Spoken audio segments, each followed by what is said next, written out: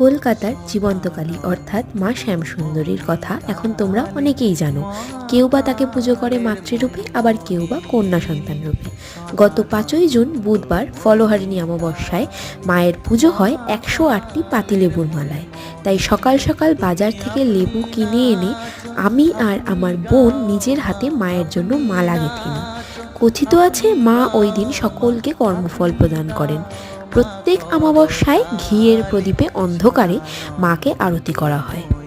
আজ আরও একটি বিশেষ তথ্য তোমাদের সঙ্গে শেয়ার করব, যেটা হয়তো তোমরা অনেকেই জানো, আবার অনেকেই জানো না। আগামী 22শে জুন মায়ের স্নানযাত্রার দিন। তোমরা যদি সেদিনকে শুদ্ধ বস্ত্রে, মানে মহিলারা শাড়ি এবং ছেলেরা ধুতি ও গায়ে উত্তরীয় নিয়ে যেতে পারো, মায়ের কাছে প্রত্যেকে প্রবেশ করতে পারবে। টাইম হচ্ছে ভোর 5টা থেকে সকাল 10টা পর্যন্ত।